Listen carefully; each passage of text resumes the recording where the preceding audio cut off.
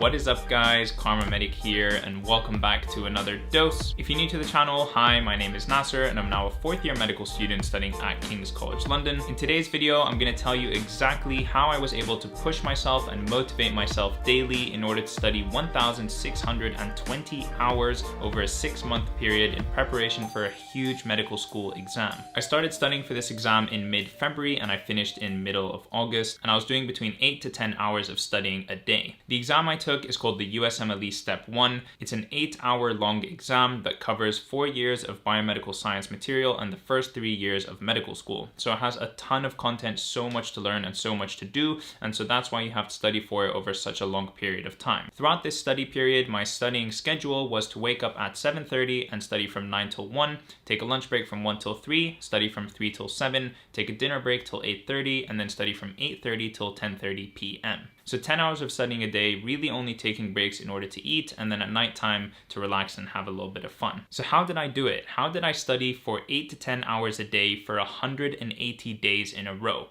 Here's how. The first thing that you need, and honestly there is no way around this, you need a very strict studying schedule. I'm talking about a rigid studying schedule, like this has to be made out of stainless steel. If you've got thousands of pages of reading to do, a couple thousand questions, and hundreds of hours of videos to watch, you have to be very efficient with your time. And the best way to do this is to know exactly how your time is being spent and what you want to dedicate your time to. I've spoken about my personal 4-hour study block method in previous videos, but honestly it doesn't matter how you study or how you choose to break up your time throughout the day. Just have a set number of hours that you want to dedicate towards studying and towards learning, and make sure that they get met. The key to studying for such a huge exam or working on a project of this scale is consistency, and having a studying schedule helps you maintain that consistency over long periods of time, because there's no point in working really hard on one day and then doing nothing the next day or taking a long break. You have to be able to do a good amount of work consistently.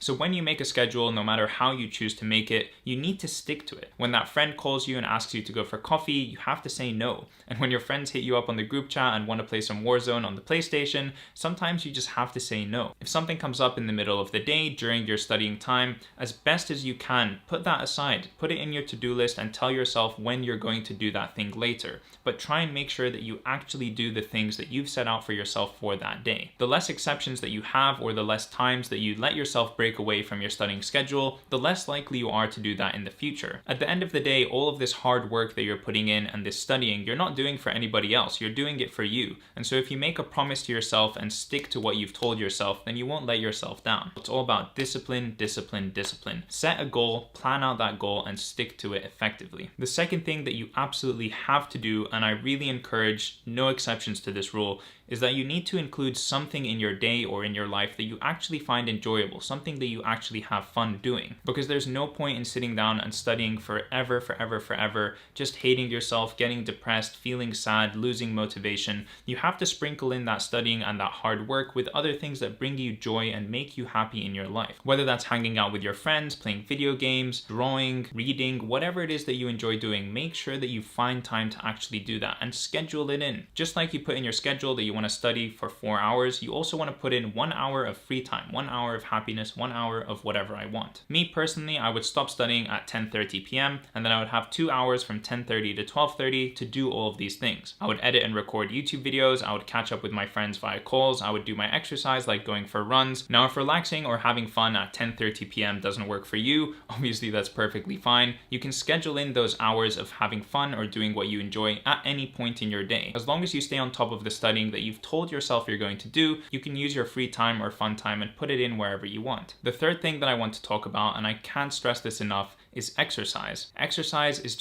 it's such an incredible way of having a reset in your day, of creating a blank slate in your mind, of sort of getting all of that stress and tension that you have in your body and releasing it. Any way that you can physically exert yourself is going to be a good way of relieving stress. Whether that's going on long runs or going to the gym, or even something as simple as jogging or walking around your block. Any way that you can physically exert yourself and get yourself moving and sweating, this is all scientifically proven to help improve your mental health, help improve your mood, and it will actually help you when you sit down to study because you'll be in a better headspace. During this really long studying period, I became very serious about running, and I would run somewhere between 7 and 10 kilometers every 2 to 3 days or so, and I can't state the positive impact that it had on my life, that it had on my studying, and I can honestly say that if I didn't do all of that running, I don't think I would have been able to study for that long. Along with doing regular exercise comes healthy eating. I'm not going to go into too much detail about that in this video. I do have a couple of videos about cooking up on my channel if you would like to check them out. Healthy body, healthy mind. It's a very true statement. Okay, now let's talk about managing your stress appropriately. Now, I don't want to tell you guys how to manage your stress. Everybody is different and everybody manages their stress in their own way. But the important part about this section is to learn how to identify when you're stressed and learn what works best for you in order to be able to cope and deal with that stress. Whether you deal with your stress more in an emotional way and you want to talk it out and call your friends or your family, or you deal with it in a more practical way and you create to-do lists and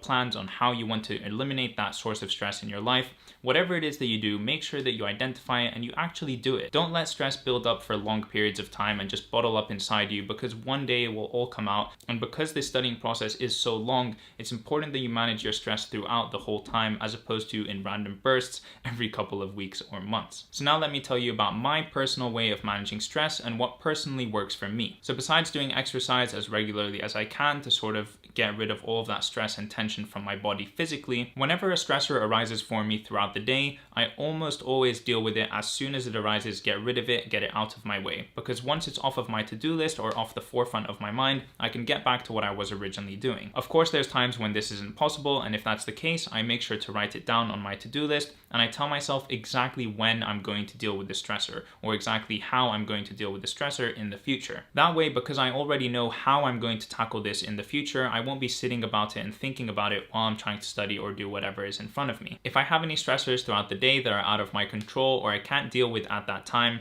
then I will physically envision taking that stressor in my head and moving it into my 10-minute box. Now, my 10-minute box is this thing that I came up with probably when I started university, and it's this idea that I take these stressors that are bothering me and I move them to a separate part of my brain and I close them off in a box so that I don't think about them at this current time. At the end of each day, I give myself exactly 10 minutes to think about these stressors, process the emotions that are associated with them, and figure out a plan for how I'm going to eliminate them in my life. And although this sounds kind of weird, it's something that works for me, and what I will usually do is actually set a 10-minute timer on my phone so that I don't spend any longer than 10 minutes thinking about all of these negative things in my life. When those 10 minutes are over, hopefully I have a plan for how I'm going to deal with that stress, which I've probably written down on a to-do list or something like that. And if not, then I will just put them back in that box, close up that box, and deal with it tomorrow. Now, the reason that I do this is because these types of stressors, these really big overarching stressors, are usually ones that are completely out of my control. And I don't like to spend my time or waste my time thinking about things or stressing about things that are out of my control. Obviously, because I can't change them even if I wanted to. That's just what works for me, and I encourage you guys to find whatever stress management plan works for you and use that as often as possible. Now, moving on to something else that I think is really, really important and is probably half the battle when it comes to tackling such a huge project or studying period like this, is your mindset. So your mindset is how you think about the task that you're actually doing, your motivations, your worries,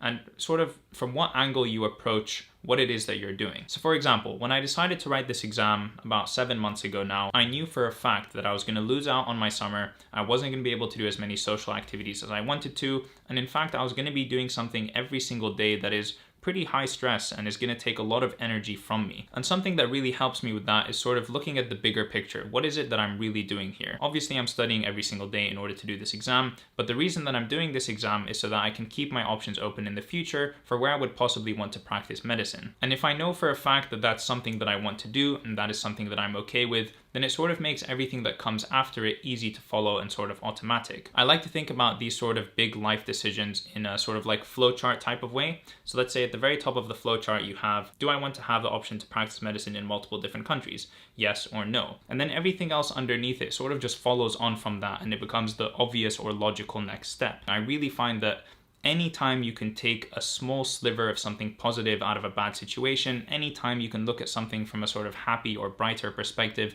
it helps so much for just your mood, your mental health, and generally tackling these really big projects. I try and always look for the positive in whatever it is that I'm doing, as long as I've already satisfied that higher order decision and I've told myself this is actually what I do want to do. I feel like that might have been a little bit confusing and not made the most sense. If you want anything clarified, let me know in a comment down below. All right, and the last point that I want to mention in this video is about focusing on the task that is directly in front of you. So when I think about this exam and I think about the fact that I have to study for 6 months, that is super overwhelming. When I think about the fact that then I had to get through both of these super dense and heavy books, then I had to do thousands of practice questions, listen to hundreds of hours of videos, and make all kinds of long booklets of notes. That is very, very overwhelming, and rightfully so. It is a huge project to tackle. So every single day when I woke up or every night before I went to sleep, I made a plan of directly what I wanted to do over the next 24 hours or over the next 12 hours, 6 hours, 1 hour, 30 minutes, whatever it is. I find that the best way to actually start doing something is to break it down into all of its smaller tasks, into all of its smaller parts. And then those small parts are so manageable. They're so simple and easy. For example, if I want to do 20 pages of reading in a day,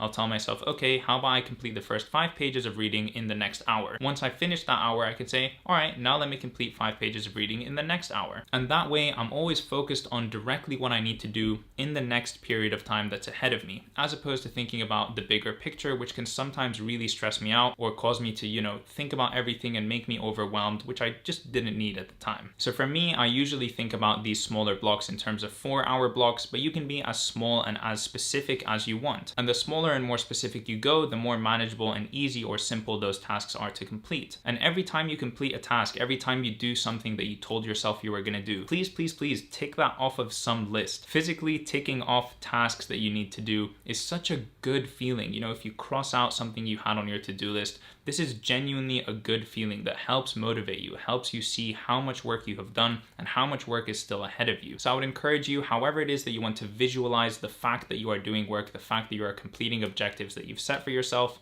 just do it in some way. Staying motivated and studying so intensely for such a long period of time is something that honestly was very hard for me to do, and I'm sure other students find it hard to do as well, so I hope that this video has helped you in some way, shape, or form. If you did like the video, please do leave a like on it and also subscribe to my channel to see more content from me in the future. If you've got any questions for me, you can leave them in a comment down below and I'll get back to you as soon as I can. If there's any one of the topics that I discussed in this video which you'd like me to go into more detail in the future, please also let me know down below. Best of luck in whatever exam or project you're preparing for. I hope you do really well, and I will see you in the next one. Peace.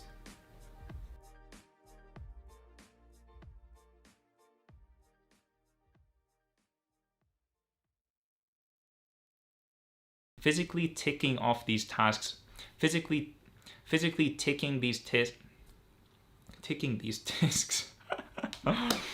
That's the blooper for this video.